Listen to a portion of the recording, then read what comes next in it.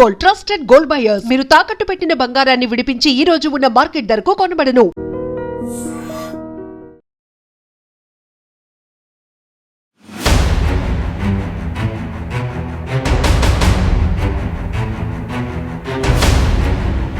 నమస్కారం, welcome to iDream media. నేను మీ సంగీత.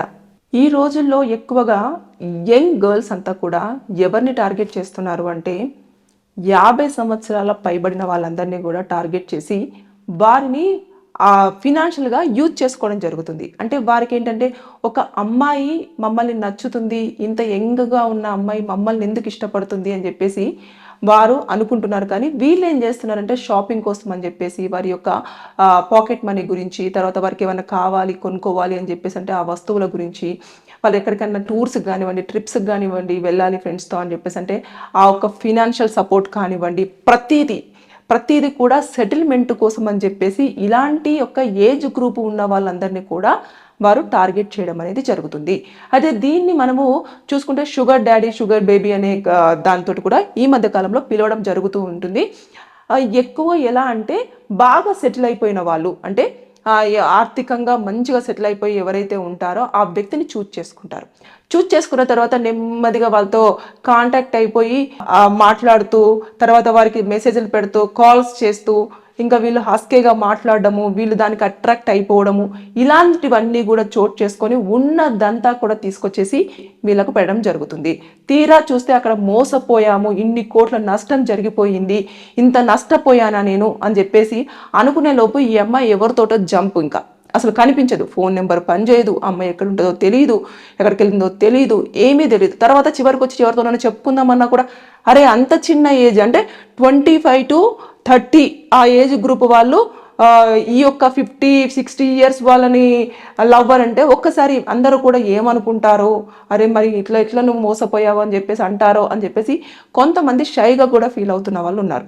నేను ఈ విషయాన్ని ఇప్పుడు మీ ముందుకు తీసుకురావడానికి కారణం ఏంటంటే, ఒక 62 సంవత్సరాల వ్యక్తి ఒక అమ్మాయితోటి పరిచయం ఏర్పడింది. ఎక్కడ?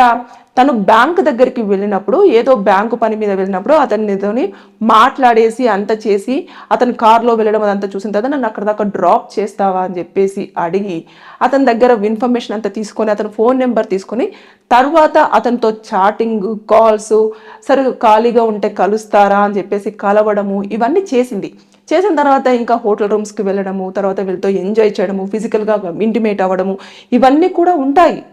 కానీ అక్కడ ఏంటి, ఈవిడ టార్గెట్ ఏంటి, తన దగ్గర డబ్బులు ఎన్ని ఉన్నాయో అవన్నీ కూడా తీసుకోవాలి అన్న ఉద్దేశంతో. అయితే ఈ వ్యక్తి ఏం చేశాడు అనంటే, ఇంట్లో ఎవరికి చెప్పకుండా అతనికి ఒక పాప, బాబు, వాళ్ళందరూ కూడా సెటిల్ అయిపోయి ఉన్నారు, వాళ్ళు జాబ్లు కూడా చేస్తున్నారు, భార్య హౌస్ వైఫ్గా ఉంటుంది. హైదరాబాద్లో ఒక 2 ఇల్లులు ఉన్నాయి, దాంతోపాటు అతనికి కొంచెం బిజినెస్లు కూడా ఉన్నాయి అన్నట్టు. అంటే బాగా సెటిల్డ్ అన్నట్టు, మంచి సెటిల్ అయిపోయారు, అతని స్తోమతకు తగ్గట్టుగా అతను రిటైర్డ్ అయిపోయాడు, అంత వెల్ సెటిల్డ్ అన్నట్టు. అయితే ఉన్న తర్వాత ఆ అమ్మాయి ఏం చేసిందంటే, హైదరాబాద్లో ఏదైతే ఒక ఇల్లు ఉందో అది ఒక వీక్ టైంలో ఈ అమ్మాయి పేరు మీదకి రాపించుకోవడం జరిగింది. అయితే ఒక సందర్భంలో వాళ్ళ కొడుకు వచ్చేసి, నాన్న ఇది ఉంది కదా, నేను దీన్ని తీసేసుకోవాలనుకుంటున్నాను అని చెప్పేసి అడిగినప్పుడు మొత్తము ఇంకా అతనికి భయం వేసింది. అరే నేను ఇది ఆ అమ్మాయికి రాసిచ్చేసాను కదా, ఇప్పుడు తెలిస్తే ఎలా అయిపోతుందో, నా పరువు ఏమైపోతుందో అని చెప్పేసి ఇలా తటపటాయించడము ఇలాంటివన్నీ చేశాడు. కానీ ఆ వ్యక్తి వెళ్ళేసి చూసేసరికి ఇది ఆల్రెడీ వేరే అమ్మాయి పేరు మీద ఉందండి, అసలు మీ నాన్నగారి పేరు మీద లేదు అని చెప్పేసి అంటే, వచ్చి అడిగిన తర్వాత అప్పుడు విషయం అంతా బయటపడింది. చూస్తే ఆయన ఆవిడకు నెల 1,00,000 దాంతోపాటు షాపింగ్లకని, ట్రిప్స్ కని, ఇకపోతే తనకు ఒక మొబైల్ కొనిచ్చాడు, ఒక వెహికల్ కొనిచ్చాడు. ఇవన్నీ చూసిన తర్వాత వాళ్ళు షాక్ అయిపోయారు.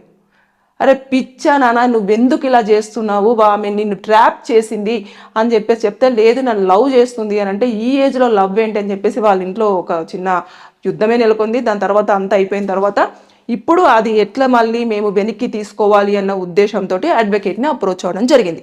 అడ్వకేట్ని అప్రోచ్ అయిన తర్వాత తీరా చూస్తే అది ఎవరి పేరు మీద ఉంది అని అంటే, ఈ వీళ్ళ నాన్నగారి పేరు మీద, 62 సంవత్సరాలు ఉన్న వ్యక్తి పేరు మీదనే ఉంది. అతని కష్టాజీతం కాబట్టి అతను ఎవరికైనా ఇవ్వడానికి రైట్స్ అనేవి అతనికి ఉన్నాయి కాబట్టి అక్కడ మనం ఏమీ చేయలేం. వారసులుగా చూపించుదాము అన్నా కూడా ఆ వ్యక్తి తీసుకెళ్లేసి వేరే ఒక 3rd పర్సన్కి ఇవ్వడం జరిగింది కాబట్టి వాళ్ళు ఒప్పుకుంటే తప్ప ఆస్తిని బ్యాక్ తీసుకోవడానికి లేదు. అయిపోయింది. మళ్ళీ ఈయనంతటా ఈయన వెళ్ళేసి నేను దాన్ని అక్కడ సేల్ చేశాను లేదు ఇలా జరిగింది అని చెప్పేసి ఒప్పందం రాపిచ్చేసుకొని ఏమైనా చేశారా అంటే అది కూడా లేదు. ఆ వీక్ టైంలో అడిగింది, పేపర్స్ తీసుకొచ్చుకుంది, సంతకం పెట్టేశాడు, షిఫ్ట్ చేసేసాడు, అంతా అయిపోయింది. అది జరిగిపోయి కూడా దాదాపుగా 2 సంవత్సరాల తర్వాత ఇది తెర మీదకి రావడం జరిగింది. అప్పటికే ఆమె ఓనర్షిప్ అంతా అయిపోయింది. తర్వాత నెక్స్ట్ ఇల్లులో ఆవిడ స్టే చేసేస్తుంది, అంతా బాగుంది, ఎవ్రీథింగ్ ఈజ్ డన్. ఇప్పుడు చూసేసుకుంటే ఇంట్లో కుటుంబంలో గౌరవం పోగొట్టేసుకున్నాడు. తర్వాత దాదాపుగా ఒక ఇల్లు ఒక ఇండిపెండెంట్ హౌస్ అని చెప్పేసానంటే మీరు అంచనా వేసుకోవచ్చు, ఒక 5 కోట్ల వరకు కూడా ఉంటుంది. మంచి మంచి ప్లేస్లో ఉంది, 5 కోట్ల ప్రాపర్టీ. దాంతోపాటు ఎవ్రీ మంత్ 1 lakh రూపీ, ఇంకా ఆవిడకి కావాల్సిన అమ్ని ఇవన్నీ చేస్తుంది. ఇంకా ఎప్పుడైతే ఈ యొక్క ఆస్తి గురించి ఇన్వాల్వ్ అవుతున్నారు కొడుకు కూతురు, తర్వాత ఇంటి వాళ్ళకి ఈ విషయం తెలిసిందే అనగానే ఆ అమ్మాయి మొత్తం దాన్ని రెంట్కి ఇచ్చేసి జంపు, ఎక్కడికి వెళ్ళిపోయిందో తెలియదు, ఎక్కడ ఉంటుందో తెలియదు. ఇవన్నీ కూడా చోటు చేసుకున్నాయి. కాబట్టి షుగర్ డాడీ కల్చర్ అనేది ఎక్కువగా అయిపోయింది. పెద్దవారు ఎవరైతే ఉంటారో డబ్బులు దాచుకున్న వారే అమ్మాయిలు ఎరవేస్తున్నారు. కాబట్టి వారికి కావాల్సింది వారు తీసుకుంటున్నారు, మీకు కావాల్సింది మీకు ఇస్తున్నారు. కానీ అక్కడ నష్టపోతుంది ఏంటంటే మీరు కూడబెట్టుకొని కష్టపడి సంపాదించుకున్న సొమ్ము మీకు తెలియకుండానే వారికి ఇవ్వడం జరుగుతుంది.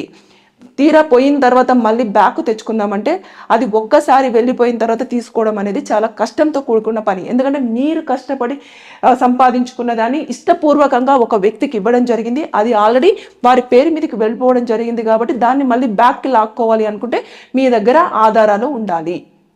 ఇవన్నీ లేని పక్షంలో మనం ఏమీ చెయ్యలేము. లీగల్గా కూడా మీకు రైట్స్ ఉండే ఛాన్సెస్ చాలా తక్కువగా ఉంటుంది. కాబట్టి ఎప్పుడైనా సరే ఒక యంగ్ అమ్మాయి ఒక ఓల్డ్ పర్సన్కి అట్రాక్ట్ అయిపోయింది, మిమ్మల్ని మాట్లాడుతుంది, లవ్ చేస్తున్నానని చెప్తుంది, తర్వాత మూవీస్కి వెళ్దామని చెప్పేసి, షాపింగ్కి వెళ్దామని చెప్పేసి మీకు ఎక్కువ టైం ఇస్తుంది అంటే మీరు ట్రాప్లో ఉన్నట్టుగానే ఓల్డ్ ఏజ్ వారు గుర్తించాలి. లేని పక్షంలో ఇలా ఈ వ్యక్తి కోల్పోయినట్టుగానే మీరు కూడా ఆస్తిని కోల్పోతారు, ఎక్కడ చెప్పుకోలేరు. తర్వాత అది వెనక్కి తెచ్చుకుందామంటే కూడా అసాధ్యంగా ఉండే పనులు కూడా అంటే కొన్ని సందర్భాలలో ఉండే అవకాశం ఉంది. దాదాపుగా ఓవరాల్గా లెక్కేస్తే ఆవిడకు 20 కోట్ల వరకు కూడా డబ్బులు వెళ్ళాయి. 20 కోట్లు, అతను 20 కోట్లు పెట్టాడు అంటే ఇతనుకున్న బిజినెస్ ఉన్నదైనా సరే. తర్వాత నెక్స్ట్ ఒక కారు కొనిచ్చాడు, తర్వాత నెక్స్ట్ ఒక మంచి లగ్జరియస్ విల్లా, తర్వాత నెక్స్ట్ ఇవన్నీ చేశాడు. కాబట్టి 20 కోట్ల వరకు వెళ్ళింది అంటే నాట్ ఏ జోక్. అసలు ఎంత ట్రాప్లో పడిపోయాడు అనేది నేను షాక్ అయిపోయినాను చెప్పిన తర్వాత. మరి 20 కోట్లు అనేది చిన్న అమౌంట్ కాదు కదా, నిజంగానే ఉందా అని అంటే చూపించాడు, మొత్తం విత్ లెక్కలతో పాటు చూపించాడు. మరి అంత సొమ్ము ఎక్కడికి వెళ్ళి వచ్చింది అని అంటే గతంలో ఎక్కడో ల్యాండ్ ఉన్నది అది కూడా అమ్మేశాడు, చాలా చేశాడు ఆ అమ్మాయి గురించి. తీరా చూస్తే ఆ అమ్మాయి జంప్. కాబట్టి ఇలాంటివి చోటు చేసుకుంటున్నాయి. షుగర్ డాడీ కల్చర్ అనేది ఎక్కువగా ఇప్పుడు మార్కెట్లో ఉంది. కాబట్టి దయచేసి ఎవరైతే 50 అబోవ్ ఏజ్ ఉన్నవాళ్ళు కూడా అమ్మాయి మీ దగ్గరకు వచ్చేసి ప్రేమగా మాట్లాడుతున్నదని అనిపిస్తే జాగ్రత్త పడండి. ఎక్కువ మెసేజ్ చేసి కాల్స్ చేసి ఒంటరిగా కలవండి అన్నప్పుడు మీరు అప్రమత్తం అవ్వండి. లేని పక్షంలో ఇలా ఇతనిలాగానే మీరు కూడా డబ్బులు పోగొట్టుకొని ఇంట్లో గౌరవాన్ని పోగొట్టేసుకొని కుటుంబంలో తలెత్తుకోలేకుండా ఉండే అవసరం ఉంటుంది. కాబట్టి జాగ్రత్తగా ఉండండి. Be careful. Thank you.